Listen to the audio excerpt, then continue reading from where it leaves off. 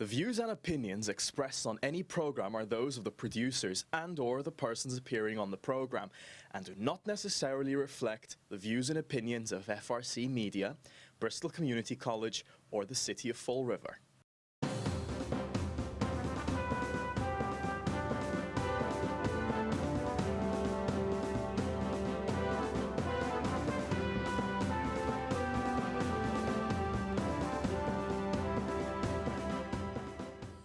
Well, hello. Welcome to Spindle City Straight Talk. I'm Chip. And I'm CJ.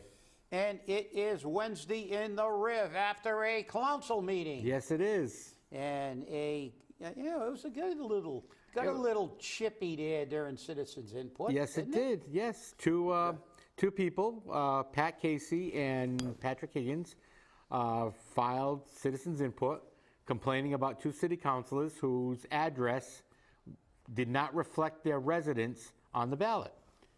And one of these people threatened legal action. So once they heard threat of legal action, Alan Rumsey, the city corporate counsel, was in the room, so they had him come down. They waived the rules and had him come down, and he said they had 14 days before the election to file this opposition. They didn't do it. Therefore, we're done. There's nothing to go, can't go any further on it. I think a judge makes that decision. That's his opinion. That's his opinion That's again. his again, it's his opinion. Mm-hmm. But you're right. Again, we see I'm telling you, I watched that. I was so, to use the words of the person I was irritated at, mm-hmm. He was irritated. Well, he irritates me. Brad Kilby started it again. Yep. I'm irritated. You didn't run this meeting the right way, taking shots at an outgoing president. So, which is bad form to begin with. And secondly, listen, you do what you can. Some people are better at it, and I think that Cliff did a good job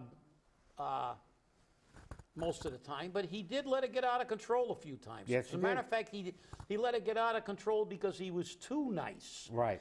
And he wanted the people to be able to speak, and sometimes, and I'm a big advocate of the people speaking, obviously, and he let it go too far sometime, I think. Well, but, everybody has a different leadership style, but for Kilby,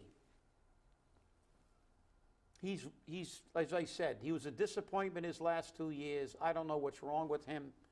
Well, I do know what's wrong with him, but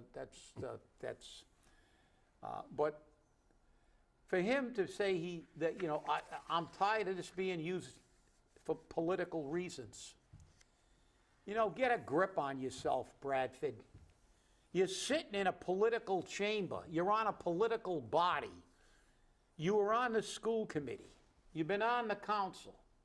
And you're surprised that there's politics going on in a political arena? Give me a break. That is the biggest crock.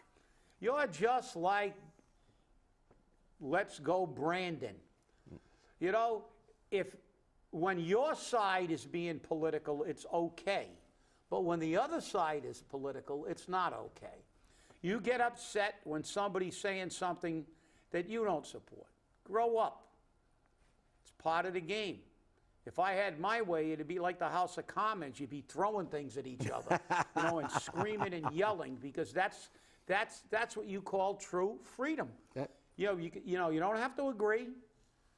You can disagree without being disagreeable, and then let the body decide.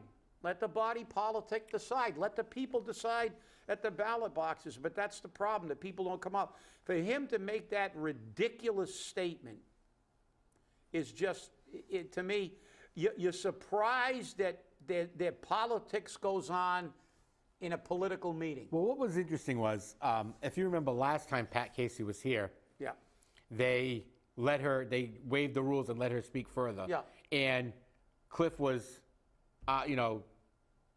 reprimanded because he didn't control the meeting. Yeah. He let Pat Casey go overboard on a personal attack. This time, they didn't let Pat Casey go overboard. They cut her off at 3 minutes, and Pat Casey got all upset about it. Make sure the rules are the same for everybody, blah, blah, blah, blah, blah. And Brad didn't make a motion. Nobody on the council made a motion, and I think they didn't make a motion because the last time they gave her a little bit of latitude, she abused it. And so this time, nobody made a motion to waive the rules, so she just didn't get it. And, you know, the whole premise is flawed.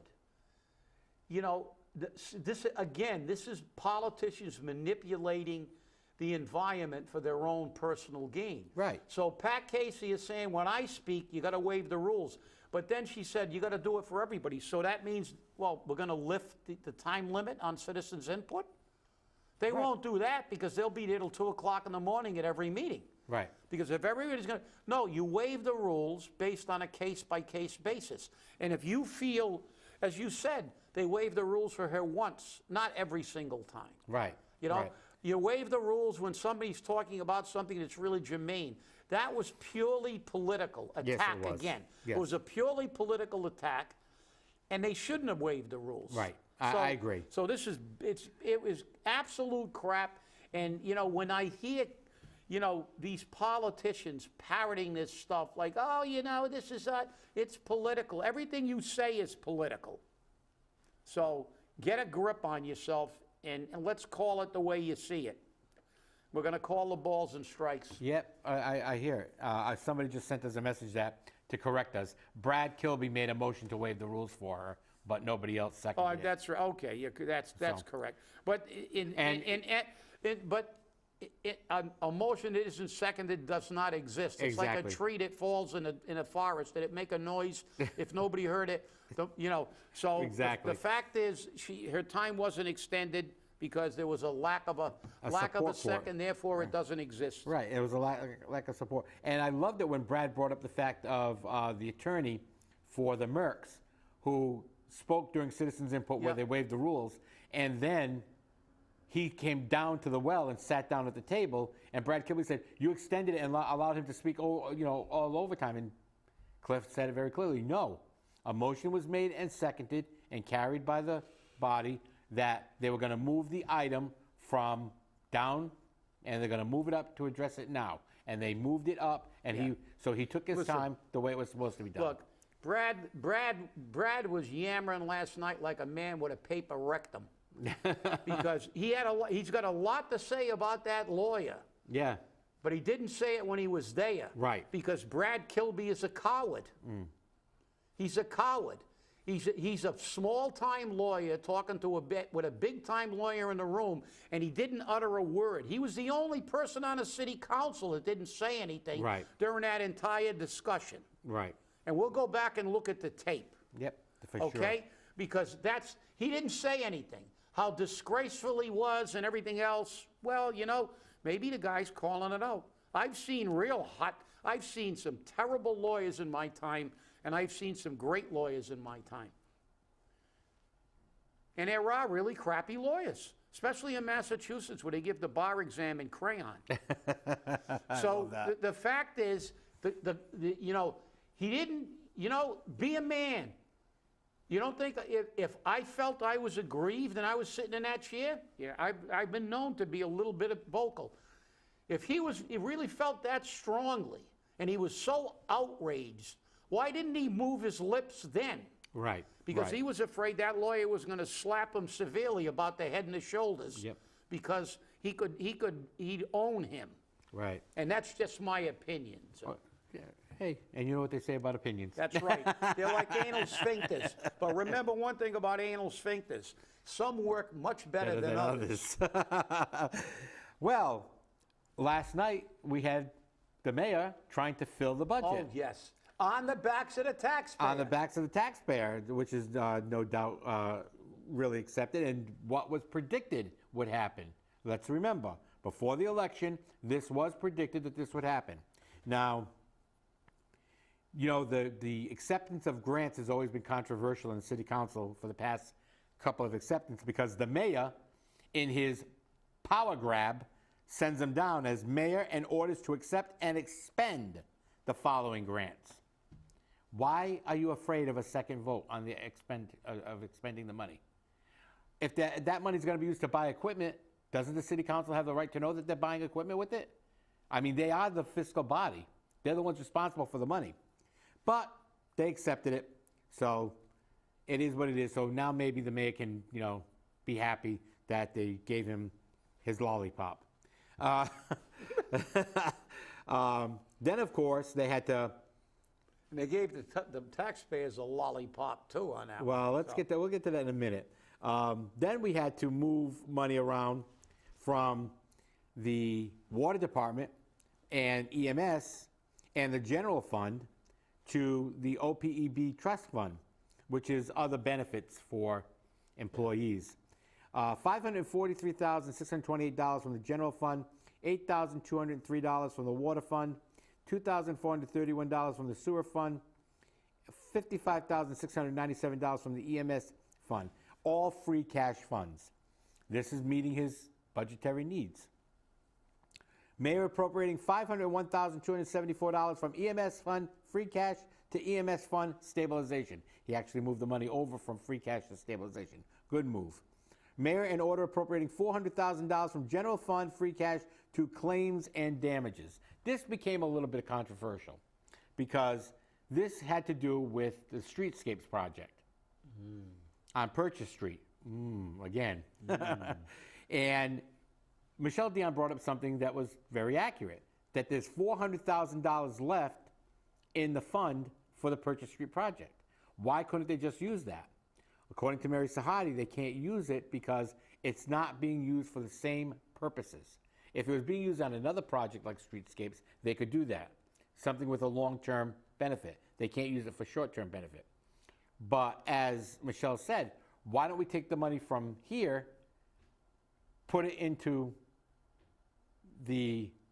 You mean what they do with everything else? Right. Play Chinese checkers. Play with it, Chinese move it checkers with around. the money. Yeah. And that wasn't a good thing, so it had to get... Yeah, well, Michelle's far too logical to be talking to these people, and you're right. But I will just interject here that there was a very good citizens' input. Some guy got up and talked about these, about some of these things. He talked about tip Torahs and talked Yep. about some of these purchase and sales agreements that were lost during his tenure. That was And talk- Alexander Silva. Yep. He was a former city council candidate. Yep. And he's a member of the Preservation Society. And, he made he made some very good points. He was well prepared. He gave evidence, or as Bradford would say, these are just allegations. Well, I differ with him on that because they actually showed evidence. With the Mercs actually showed evidence. But the reality is this individual brought up how screwed up the city is again. Well, we know it. We know that they lose things, they lose lawsuits, and I'd like to see how many lawsuits we have pending. Yeah. Because we're looking at millions and millions of dollars. The taxpayer just got whacked again for that almost $600,000, and how many more of these are we going to settle? And it's a travesty. It is. Paul Coogan showed his true colors again yesterday. He doesn't have to camouflage himself anymore. He's out. He's come out into the sunlight, and he had a total disregard for the taxpayers. He wanted to set a rate that would put more burden on the taxpayers, and then he's going to slap you with the debt override and a whole bunch of other things. So basically, all of you people, he's giving you the giant finger. Yeah, and that I was going to get into that a little bit later, but the tax factor has been 1.75 in the previous year. Paul wanted to be 1.72, which shifts the responsibility to the residential property owner from the commercial property owner. So basically what the mayor was saying is, afada, we're out of here. I don't care about the residential taxpayer. We're going to screw them, and that's the way it is. Just what we told you would happen. So again, he is fulfilling the predictions that were made. Luckily, we had a strong city council that turned around and said, no, we're going to go with 1.75. So to give the taxpayer a break, once again, I firmly believe that the businesses in the commercial industry, they're making money. Guess what? They're not going to say that a 1.72 on them is going to create more jobs, or a 1.75 is going to cause them to shut their doors. So get real. The funny part was I didn't hear a lot of people from the Chamber of Commerce come down again.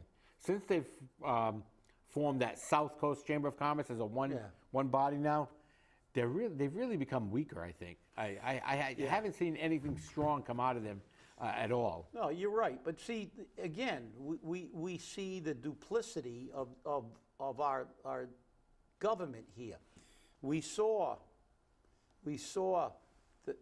the attempt to shift the rate. Now, we all know, we've done this dance virtually every time. Newton, one of the richest communities, has a 1.75. Right.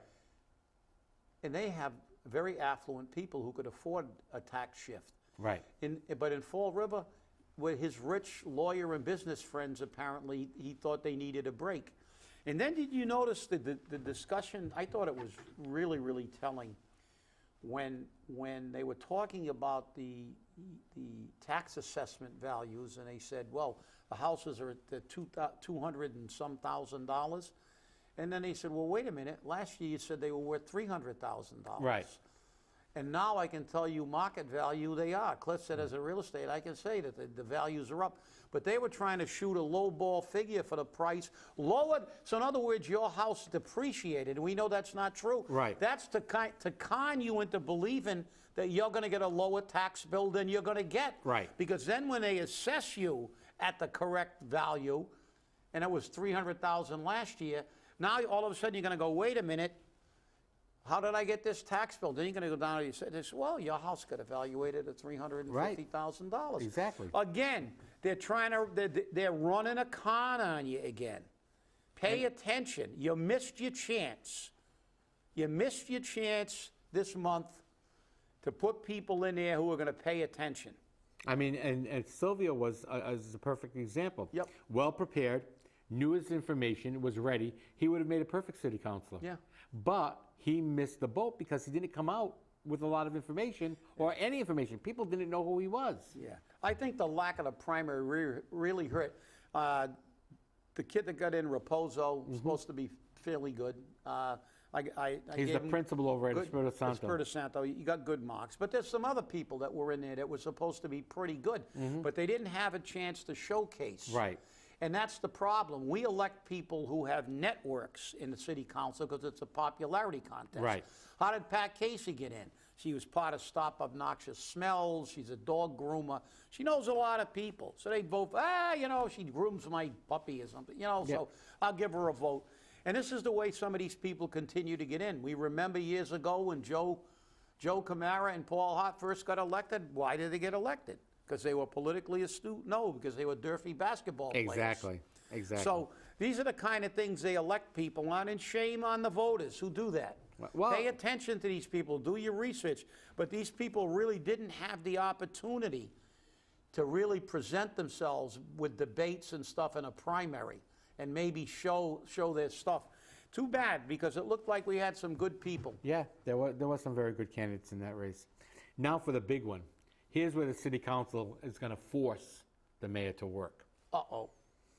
There was an order, it was item number 7 on the agenda, for the mayor, and an order appropriating $2,814,395 from the general fund free cash to reduce ordinary and municipal receipts. They almost cut it in half. They asked about cuts. Where can they make cuts? Where can the city make cuts?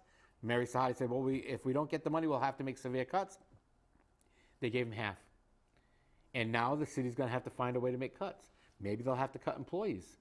Yeah, but he's not going to cut the 29 people he put on that he knew. They're going to go right to public safety. Yep, exactly. And he may have to lay off some other people or, do without some services. He's going to have to cut the budget somewhere. He's going to have to cut it. I mean, he's already predicting that he's got a $2 million savings on that insurance change for the retirees. But that's not going to happen for a year. Which is a lie. It's not $2 million. 2.3 is the total. Their share is 1.7 million. It's not 2. Right. So And that's only a projection. We don't know what the saving is going to be right now. So, we're looking at the projection because, and it may be a short-term thing because that's going to be next year. It starts January 1st. Right. And depending on the experiences and stuff, the city ultimately will be paying. If you want to dance, you have to pay the band. So they'll be paying it on one end or the other. And what they're doing is, look, they're playing with magic money. They're moving money around. They're doing everything, and he's dancing. But the thing is, he doesn't have to pretend anymore. Right. He's a lame duck before he's sworn in. Yep. He only wanted one more term, and frankly, he doesn't care who he pisses off. Now, here's another order from the mayor, ordering $550,000, $350 from the sewer retained earnings, and $200 from the water retained earnings to reduce water and sewer departmental costs. That's because they didn't get their rate increase. Now, if they didn't get their rate increase, there should be a deficit. Yeah. But they have money to move over. Yeah. And then Mary Sahadi said something last night, which was very, very damning. A whoops moment. Yeah. Zero-based budgeting should have no free cash. But we've got $5 million. Yeah. Well, there's no such thing as zero budgeting. We know that. Yeah. That's a term they throw around, and Right. It's absolute. It sounds good for political rhetoric, but we know that they never, ever have an actual zero-based budget. You couldn't run this city on a zero-based budget. Right. But I thought the city council meeting was very interesting last night in the way Yes. they handled it. And the fact that they put the burden back on the mayor, to meet the budgetary needs with the money he has. Well, Paul, you shoved this budget down their throat. You got to suck it up now. That's your budget. It's your budget. Yours and yours alone. That's right. And that's just the way it is. And don't give me that the 45 days and that blah, blah, blah, blah, blah, and the charter and this, that, and the other thing. For years and years and years, it's always been done this way. Okay? And you want to choose which rules you want to use in the charter. Okay? Because remember, the charter says only one board per person, yet you have multiple people serving on multiple boards. One job per person. I want to see you change that. Let's see if you got the cojones to change that function. Yeah, but instead, what they'll do? They'll traipse up their friends reading prepared statements because some of those words that Casey was reading, she didn't even know the meaning of. Right, she didn't. Because we know who wrote that. Yeah. But let's get down to well, at least in my opinion, what they were trying to do. They wanted to remove 2 city councilors, one of whom was actually aligned with Coogan at the end, Trot Lee. And if they removed 2 councilors, who's the second person that would get in? It would be Chris Peckham and Laura Washington. Laura, yeah. The one they pushed so hard. Right. Now they're going to try to pull a Jazel. That's how Jazel got in, remember? Yes. Flanagan wanted Jazel in there. Yep. And that's how Kathy Ann got the city administrator's job. Right. Get her off the council, give her a nice job, and then he slides in. And the rest is history, because I'm reading that. Yep. Going on to our next item in the last few minutes of the show. Gen Andrade has a pretrial hearing next Monday, 11 a.m. Oof, we got to be there. Well, I'm going to set up my computer at home to be logged in already when I leave. We'll be logged in, but and that way I can roll it back.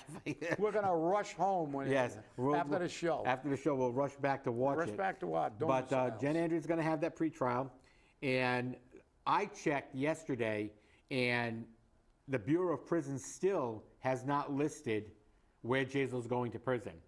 Now, according to Joe Good of the Herald News, she called the Bureau of Prisons, and they won't make public right now where Correa is scheduled to be incarcerated. Randy Lee Giamasso from the Board of Prisoners, Office of Public Affairs in Washington, D.C., indicated in an email that due to privacy, safety, and security reasons, specific designations information is not releasable until after a person arrives at a federal institution. I don't ever remember that being the case. You used to be able to key it in and it would Yeah. say where they're going. Well, who knows? We can't track anything in this country anymore. I know, but it's going to be interesting. Now, one of the things they're saying that's going to happen at this pretrial hearing is the number of witnesses, how many days they think the trial's going to last. Some motions, obviously, some perfunctory motions to get things removed or get things included back. Find out which charges are actually going to stick or hold up, which ones they're going to dismiss or bring back. So if you're interested in watching this pretrial hearing, you can go to forms.mad.uscourts.gov/courtlist.html. And you can register and watch the trial online. If you haven't done it, I know that both of us have done it through the Jason Career trial. Numerous times. I'll tell you, we were being the court critique team, because we were finding everything they were doing wrong, everything they were doing right, and stuff back and forth that was unbelievable. Yeah, we were there every day, but it's entertaining. It is. It's entertaining, and it's also a good. It's a good thing for people to look at, because then you see how inaccurate some reporting is. Right. And then it makes you, it should give you incentive to do your own research. Look at numerous opinions, research all the opinions, because we see in the way things are reported. And speaking about things that are reported, we switch over to the national scene in that Rittenhouse trial. Something broke today that the prosecution withheld high-definition video, which would have supported the defense. Mm-hmm. They gave them the low-resolution video, which made it harder to see what was actually going on. Okay. So, but this is what happens. You know, you only get the story that they spin. You have to do your research. And as we saw last night in the council meeting, there's always politics afoot. But that's what makes it interesting. Imagine how bland it would be if all they ever did was go up and say, you know, I want you to take the light post off from in front of my house because it shines in my window. And it'd be like living in the Midwest where the top story is somebody's cow had, right. had calves. So, but hey, it is what it is. But all we can say is we're getting a little lower. So all I can say is, fasten your seatbelts, everybody. You're in for a bumpy ride, because the taxes are coming. Yes. The mayor's already tried to shift even more of the burden on you. The hell with the fact that you're paying more for everything. God, I paid $16.60 almost $17, with the tip, for a calzone yesterday. Well, can you imagine that? A small calzone. Try this one. 2.5 pounds of buffalo wings, $15. Yeah, there you go. 2.5 pounds. It's murderous out there now. I looked at the old menu. I'm saying, okay, I had a $20 bill. I said, I got a small cal, no bigger. $16.60 cents. I'm like, oh, you might as well just keep the 20. Yeah. That's it. But it's getting crazy out there, so it's going to be hard enough to pay your heating bills. But it's nice to know that the city council at least had our backs yesterday, and they kept it and did something good for the taxpayers. So, which doesn't happen often. kudos to the council. Yeah, and it doesn't happen often. Remember that. That's right. So it's nice that for once they're doing their job. They're representing the people. They're remembering part of the first Article 5. That's right. And that's important. It really is important. The last thing is on the Jason Career trial, he's going in to jail on the 6th, and Jen's having her trial on the 9th. Mm-hmm. So he'll be in jail while she's undergoing her crucifixion. I hope he's got a TV in his cell. Probably not. But, all right, I want to thank you all for watching. It's always a pleasure to be in your home with you. And please remember to keep supporting us in your viewership. Once again, stay safe, stay angry, and hold your politicians accountable. Have a wonderful day.